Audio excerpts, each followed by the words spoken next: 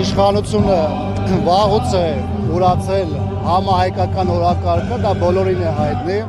որովհետև սկսած Արցախի հարցից, վերջացած ցեղասպանության միջազգային ճանաչման հարցից,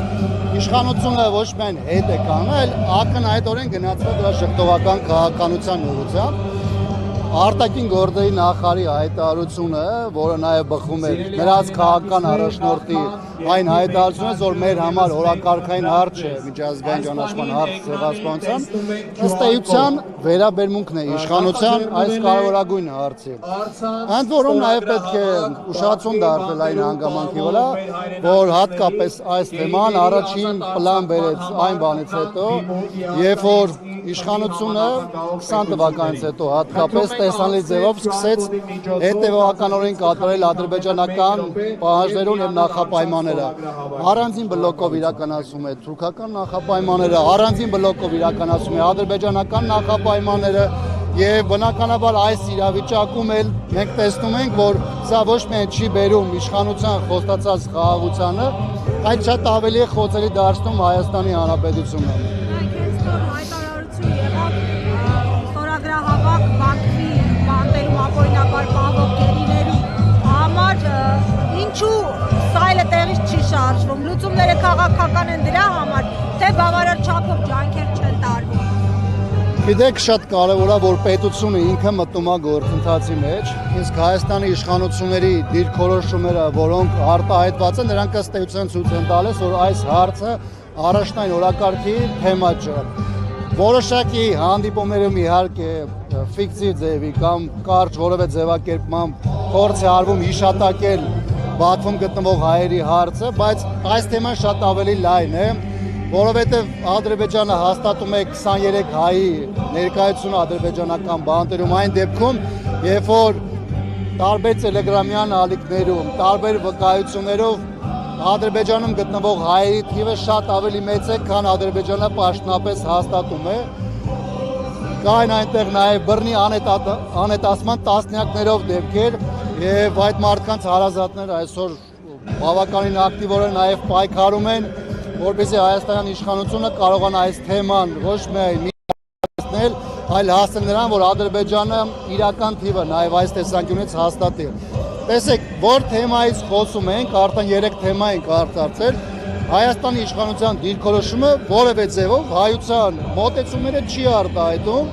եւ եթե իշխանությունը դա համարում է, որ այս հիճողականությունը նրա համար է, որպեսզի մենք կարողանանք խաղաղության հասնել, ապա ես եւս մեկ անգամ պնդում եմ, որ այս հիճողականությունը հարված է հասնում Հայաստանի կենսական շահերին, բանակցային գործընթացում Հայաստանի դիրքավորմանը եւ մեզ շատ ավելի հետ է գլորում, քան մենք կայինք օրինակ 3, 4 կամ 5 տարի առաջ։ Հստակ չի արտահայտում հայ ժողովրդի դիրքորոշումը, պետական շահ, ազգային շահ, ամեն դեպքում նրանք շարունակում են դեռ իշխանություն մնալ։ Միանշանակ, որտեղ ստեղից խորը անմիջական անցումը դա իշխանապողության օրակարգն է, Հայաստանում գործող եւ ազգային դիրքերից հանդես եկող բոլոր կենսունակ եւ առողջ ուժերի հենց մոտեցումը դրանով է արտահայտված, որովհետեւ մենք ինչ գլխավոր խնդիրների մասին խոսում ենք, մեր համար գոնե հստակ է, որ դրանք առանց իշխանության փոփոխության չեն լինելու, որովհետեւ սա ոչ թե ինչ որ պահի տարերայինորեն եկած մոտեցում է արտահայտված, այլ այս իշխանության գաղափարական մոտեցումն է։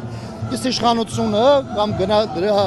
գլխում կանգնած գլխավոր գործող անձիկ իրեն գաղափարապես են այդ դաշտում։ Երբ որ ասում ենք, որ դուք ներկայացնում եք թուրքական նարատիվներ, երբ որ դուք ասում եք, դուք ներկայացնում եք թուրքական օրակարգ, դա նրանց չի վիրավորում։ Նրանք համարում են, որ դա է Հայաստանի ճանապարհը, հասկանում եք, եւ այստեղ գաղափարական բևեռացում, սա մենակ քաղաքական հարց չի։ Գաղափարապես այդ մարդիկ են այդպիսի, եւ սրանով է պայմանավորված, որ որևէ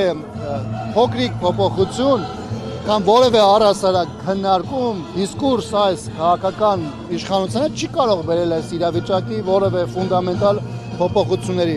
Այլ ընտրանքը, որը ի վերջո քաղաքացու որոշման հիմքում է, անկախ դրանից դա ընտրության միջոցով է, փողոցում է, թե ինչպես է, դա մեր հասարակության պետք է դառնա որոշումը։ Մենք գնում ենք այս ճանապարհով, թե գնում ենք այս ճանապարհով։ Իշխանությունը ներկայացնել է իր դիրքորոշումը, որը այսպես կոչված խաղաղության օրակարգի տակ է եւ մեր ժողովուրդը տեսել է, որ դա որևէ կենսունակություն չունի։ որտեղ դա մեզ բերել է պատերազմ, դա մեզ բերել է հազարավոր զոհեր, դա մեզ բերել է Արցախի կորուստ, դա բերել է Հայաստանի Հանրապետության ինքնիշխան տարածքների կորուստ։ Երկրորդ տեսակետը հիմնարար, դա ներկայացնում են այն ուժերը, որոնք տեսնում են, թե իրականության մեջ ինչի է բերել այս իշխանության քաղաքական կուրսը եւ գաղափարական առումով ինչ է դա հետագայում հանգեցնելու մեր երկրի համար։ Շնորհակալություն։